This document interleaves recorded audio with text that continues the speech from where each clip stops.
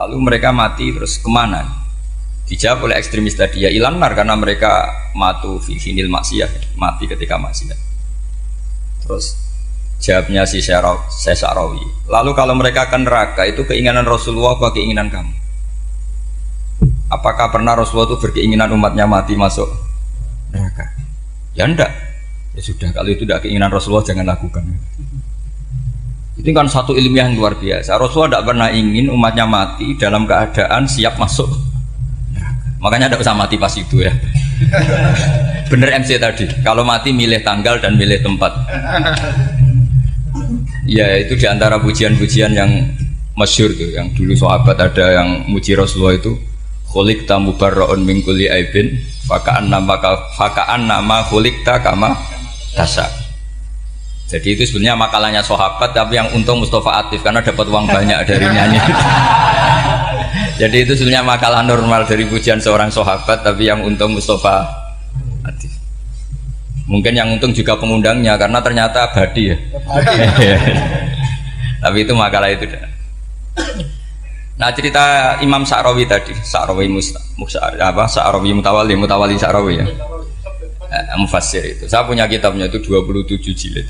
Saya sebagai peneliti itu ya ndak tasdek amat karena saya butuh adit ya, butuh penguat itu.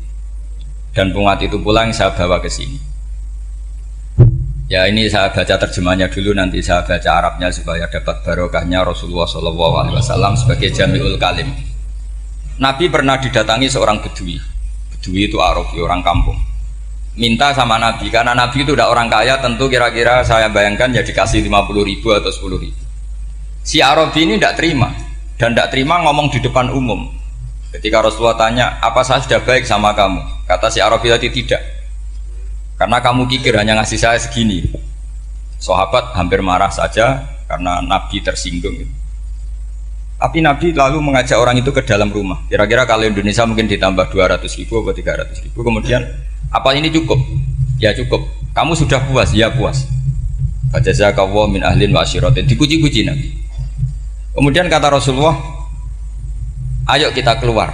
Keluar nemuin khalayak begini. Khalayak rame. Kamu tadi mengkritik saya, menghujat saya di depan umum. Maka kamu sekarang harus memuji saya di depan umum supaya clear. Akhirnya mau dia, oke kita mau. Akhirnya muji-muji bahwa Muhammad orang baik, dermawan gini. Setelah itu dia pulang. Hebatnya Rasulullah ketika pulang kata Nabi begini, sabda Nabi begini, kalau saja dia pas benci saya itu kok mati, saya ulang lagi, kalau saja dia pas komentari saya buruk tadi kok mati, maka dia mati sebagai min ahlin nar karena berstatus pencaci maki Nabi. Akhirnya dia muji Nabi itu lewat disuap, lewat dikasih uang lagi. Lu itu sudah sah. Jadi saking baiknya Allah, Islam suapan itu juga sah. Itu kan muji Nabi itu karena di suap. Makanya ini penting. Sehingga dalam khazanah Islam itu memang agak aneh-aneh. Jadi di antara ceritanya dalam hukum-hukum Islam itu ada orang fasiknya minta ampun, tapi minta karena iman sama hadis bahwa nanti kalau ada orang mati disaksikan orang dua, apalagi kalau 4 min ahlil jannah, maka dia min ahlil jannah. Itu dia fasiknya minta ampun, nyewa orang. Nanti kalau saya mati bilang saya orang baik. Betul. Setelah dia mati bayar. Ini baik. Satu kampung nggak ada yang percaya ini saksi bohong. Tapi sama Allah diampuni karena kesaksian suapan. Lalu berarti jangan ngalalo suap ya enggak, saya tidak ngalalo suap, ngalalo sedekah. Karena sekarang kalau ada caleg bayar katanya sedekah. Ya sedekah terpaksa. Ini penting saya utarakan karena apa? Allah itu menilai itu tidak sama dengan pikiran kita. Makanya kubu sebelah ini terlalu ekstrem, memaksa Allah berpikiran kayak dia. Satu karena kurang ngaji, nomor dua ya tadi emosinya lebih tinggi ketimbang intelektualnya. Ini penting saya utarakan. Ternyata orang yang nyuap tadi apa nilainya plus, yaitu dia iman sama dawe Rasulullah SAW. Kalau yang namanya saksi itu penting, cuma dia mendapat cara itu lewat suap. Tapi kan iman. Iman kalau dawuh Nabi itu benar, kalau ada saksinya pasti min ahlil jannah. Terus dia nyari saksi harus dibayar, ya dibayar. Sekarang sama iya 1 juta. Sekarang saya tanya di KPPS atau di mana-mana saksi pemilu itu dibayar enggak? Dibayar sah apa enggak? Sah. Jadi kadang kebenaran itu harus dibayar. Ini penting saya utarakan karena ada orang perempuan cantik dirayu, digaji supaya main di klub, dibayar jadi orang maksiat. Lalu mungkin ada ustadz gaji dia, bayar dia supaya mondok. Gak tahu terusannya apa, terus dibayar apa enggak tahu saya. Pertanyaannya, ketika kamu bayar kemudian jadi santri, itu kamu dosa nyuap apa dosa sodako membiayai proses kebenaran? Sodako. Tapi kalau yang bayar untuk jadi pegawai klub maka membiayai kemaksiatan. Maka pembiayaan ini penting secara fikih, arahnya kemana? Ke hak apa ke batil? Sehingga di Fathul Mu'in diterangkan, misalnya ada orang layak jadi pemimpin dan kemudian rivalnya itu orang yang menyesatkan atau calon perusak bangsa, ya, maka calon pemimpin yang soleh itu wajib berkompetisi meskipun bibadlil mal. Karena kalau yang memimpin orang fasik, kampung ini rusak. Kalau yang mimpin orang soleh, kalau nggak bayar juga nggak jadi, maka wajib bayar. Lah yang soleh bayar ini berstatus sedekah, tapi yang batil ini berstatus suap. Kenapa demikian? Karena yang namanya riswah atau ada yang baca ruswah adalah pembayaran untuk mengehakkan barang batil dan membatilkan barang hak. Sementara pembiayaan orang soleh adalah untuk memperkuat hak. Nah orang tuh nggak tahu, yang ngajinya tidak hatam-hatam tuh taunya pokoknya ar-rosi wal murtasi benar. Tapi nggak pernah mikir lalu definisi riswah atau ruswah itu apa.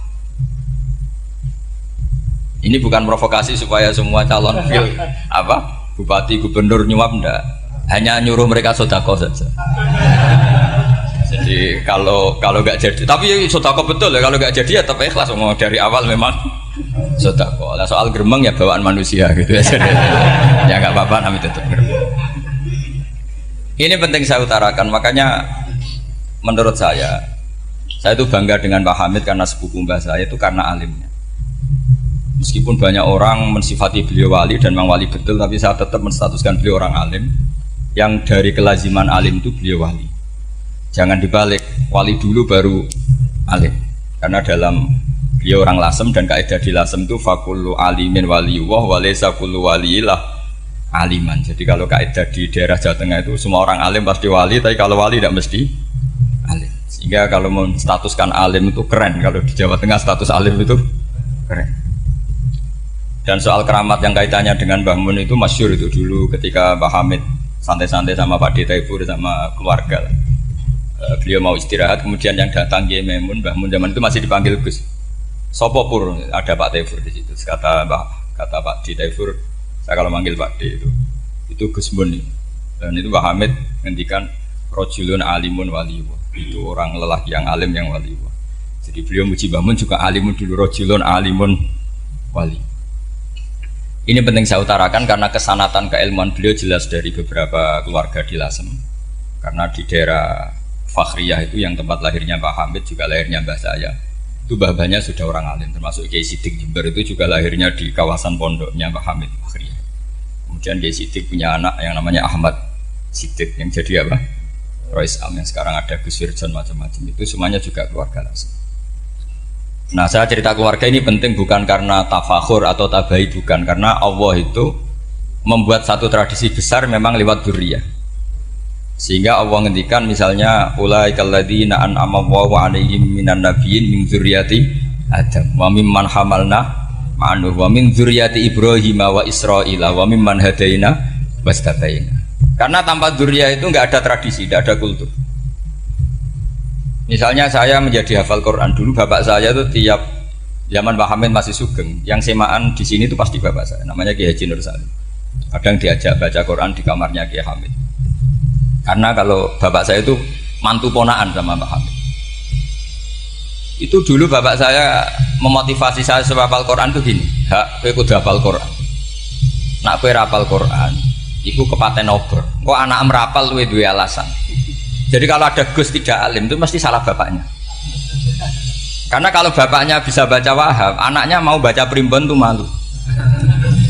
Tapi kalau bapaknya sudah bacanya WA, anaknya jadi primbon. Era cucu sudah dukun. Era cucu sudah kayak Dimas Kanjeng, nanti itu pasti. Karena nggak ada rasa malunya. Tapi kalau bapaknya alim, baca Wahab misalnya, juga kona'ah, anaknya juga itu figurnya. Terus cucunya juga gitu figurnya. Makanya disebut dzurriyatam ba'duha min ba'd. Ini penting. Dulu Mbah Mun itu sering ijazahi saya itu persis ijazahnya bapak, ijazahnya Mbah Hamid. Kalau punya amplop itu ya dibeda-bedakan, ini amplop dari tamu, ini dari pejabat, ini dari orang fakir. Sehingga penggunaannya juga sesuai itu, tidak serampangan. Karena dianggap amanat. Kalau kita salah tasarruf maka menjadi hisab. Kalau sekarang nggak salah dikumpulkan. Orang desa salam template wadol pitik kuru, wedhus kuru. Ambek guse tuku HP seri terbaru itu kan kasihan ya. Padahal sing salam template itu ibunya kerja di Malaysia. Mungkin gelantungan ngecat tembok di Malaysia. Hasil salam template digugus tuku HP terbaru itu kan nggak imbang. Nah tuku tasbih kan sumbut. Ini bukan nyindir tapi ngamuk. Jadi ini penting karena semuanya itu ada hisabnya. Walatus alunna yauma idzin anina. Karena tradisi ini harus kita teruskan ala qadri istito. Karena itu nanti yang mengawal ilmu. Kemudian termasuk tradisi mengakui santri goblok, ini penting. Itu enggak ada santri sebarokah santri goblok.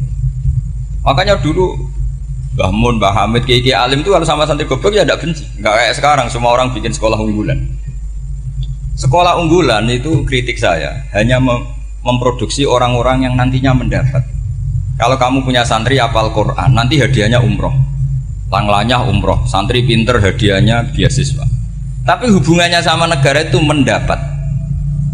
Sementara santri yang goblok hidup di pedalaman Kalimantan karena di sana belum ada masjid, bikin masjid. Sebagian hartanya dipakai masjid, sebagian hartanya dipakai bangun masjid. Ini yang goblok pendiri masjid, yang pinter pengajian di masjid dibisarahi uang kas masjid. Artinya gini, ya kalau halalnya halal, tapi kita mbok yo roh hikmahnya orang-orang goblok.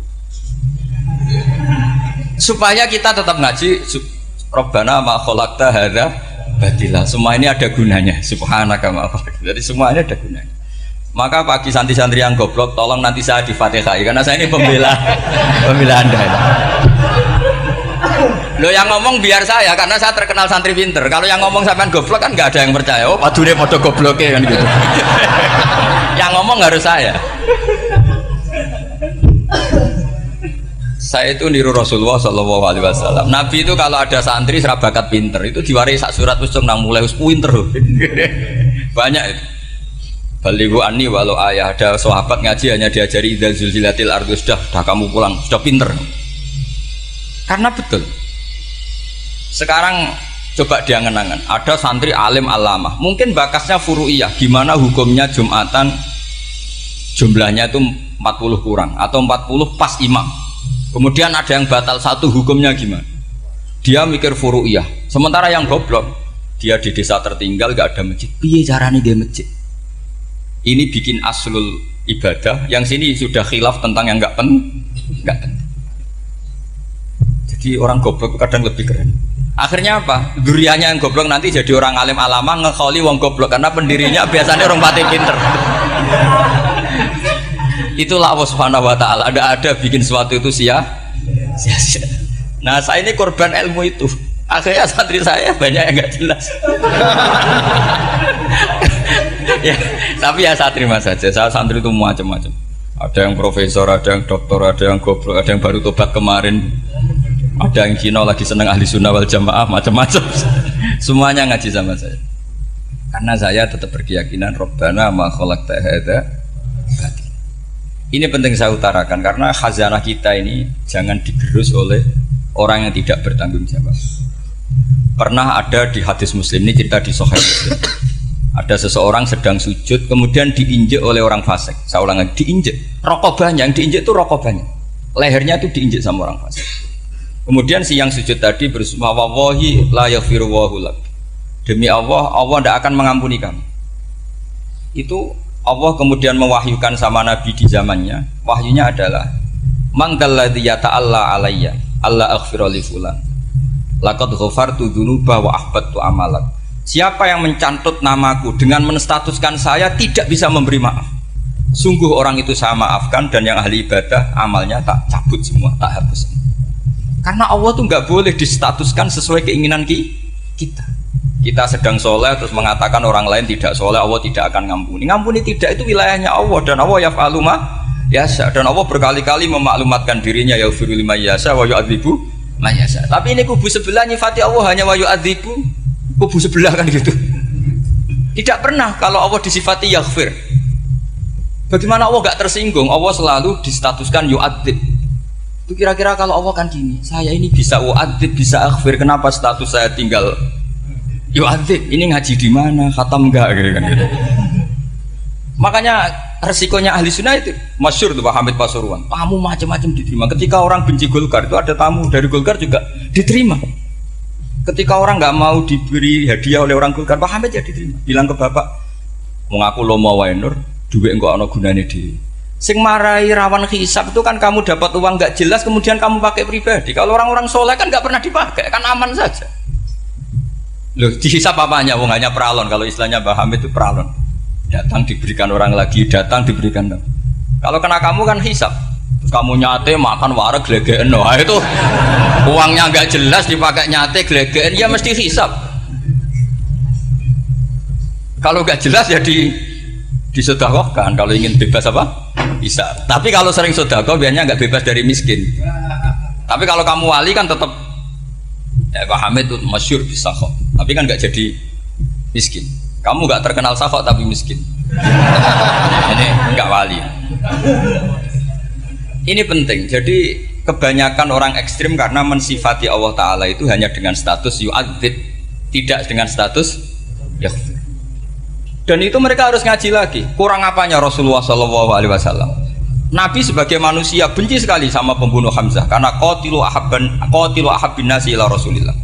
Yaitu sama Wahsy. Siapa yang nggak tahu Wahsy? Qatala ahabban nas ila Rasulillah, itu qatala Hamzah.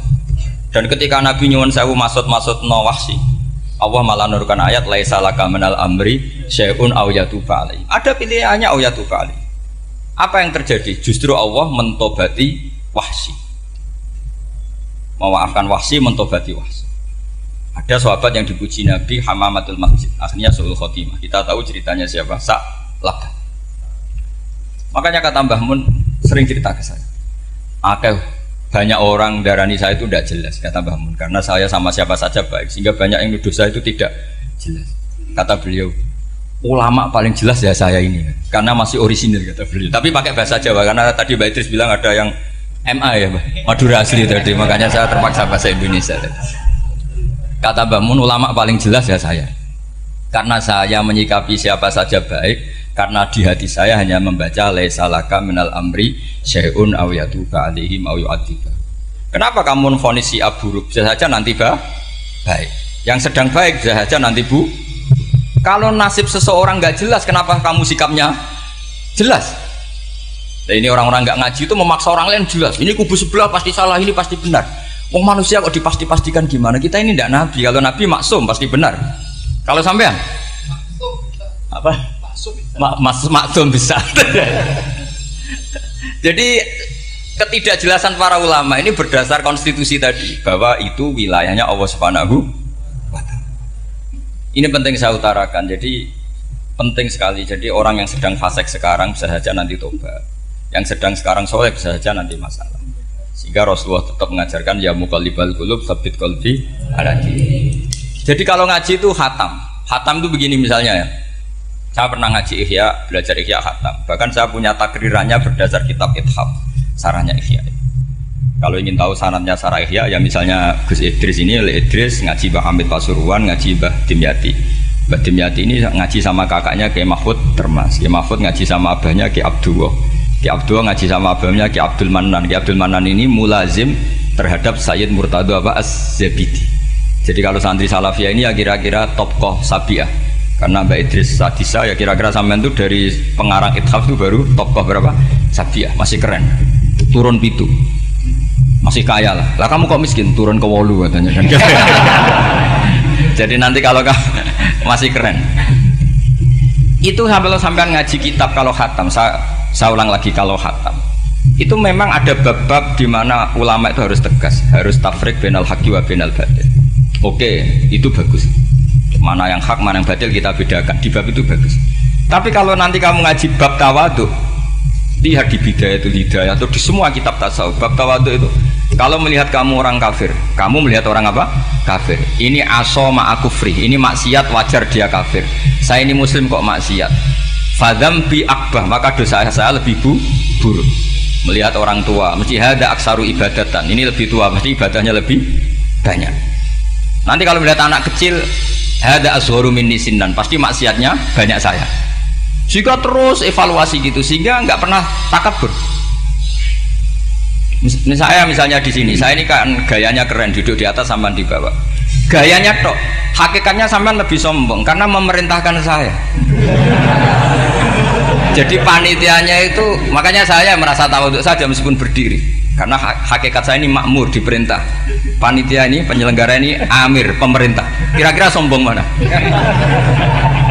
Itu sekali saya tidak memaafkan finnar itu.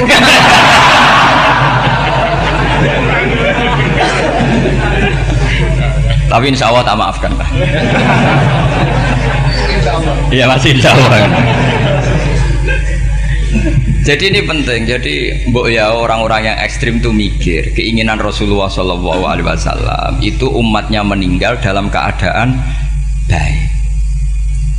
Makanya benar tadi, notulen tadi, kalau doa, kalau ingin mandi itu memang harus ada jadabnya. Tapi yang asli loh ya, jangan gaya-gayanan. Ya asli betul, yang nggak khilaf memang asli.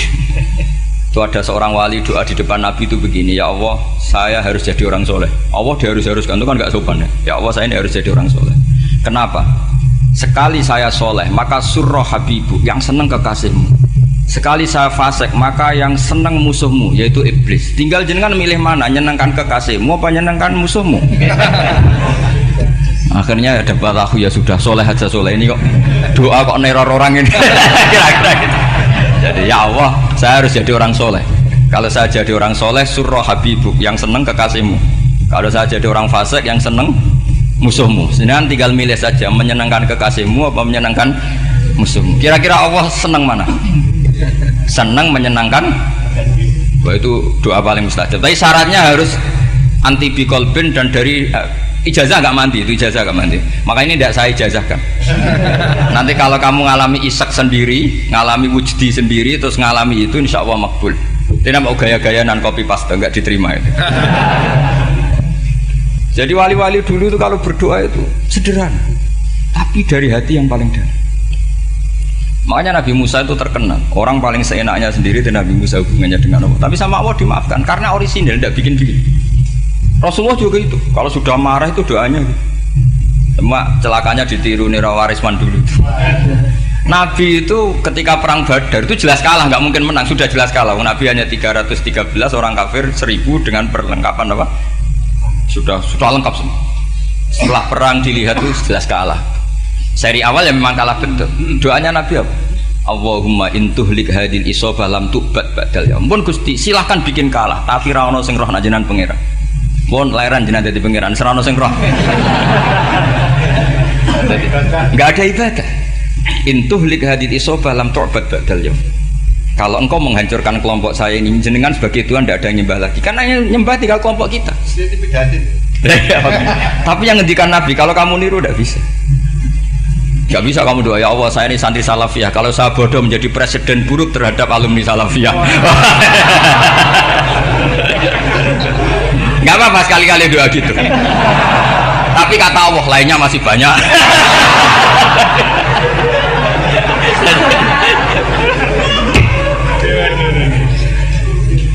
Tapi itu syaratnya tadi harus ada al-wujdi wasima. Jadi makanya Imam Ghazali punya kitab al-wujdi wasima. Karena ada masrob, ada syarab. Jadi wali ngikuti para nabi itu ada masrob, ada syarab. Sehingga perasaannya itu beda. Saya punya sekian contoh. Makanya tadi saya bilang di sini yang cerita nanti tak baca Arabnya ya, tabarruk dengan jamil apa kalim. Jadi Nabi menyontohkan gini ya. Hubungannya Nabi dengan umatnya itu kata Rasulullah ibarat orang punya unta atau sapi yang susah. Yang sarodat itu berat. Kalau bahasa sini nama beda. Yang larat ya Pak? Melayu. Terus orang-orang lain ingin membantu. Kubu sebelah ingin bantu. Tapi ketika mereka ingin bantu malah unta ini tambah lari karena asing. Semua selain pemiliknya ini kan bagi unta itu asing. Jadi mau dibantu ditangkap tambah lari karena ini orang asing semua. Ngajinya agak jelas, asalnya agak jelas, tapi mau ikut ngurumat Islam ini asing semua. Akhirnya kata Nabi yang punya unta itu tadi datang, kemudian ngambil rumput, terus unta itu dipanggil, kemudian unta itu mengikuti. Kata Nabi, ibarat saya seperti itu. Kalau saya yang memimpin Islam, saya yang merawat umat saya, maka umat akan mudallalah, akan nurut. Tapi kalau yang rumat kalian, malah Islam menjadi kacau. Kenapa menjadi kacau? Karena tadi nyifati Allah saja salah. Orang Islam baik dihukumi kafir hanya karena tahlilan, hanya karena manakiban dihukumi kafir. Sekarang inginnya Nabi orang menjadi muslim apa kafir?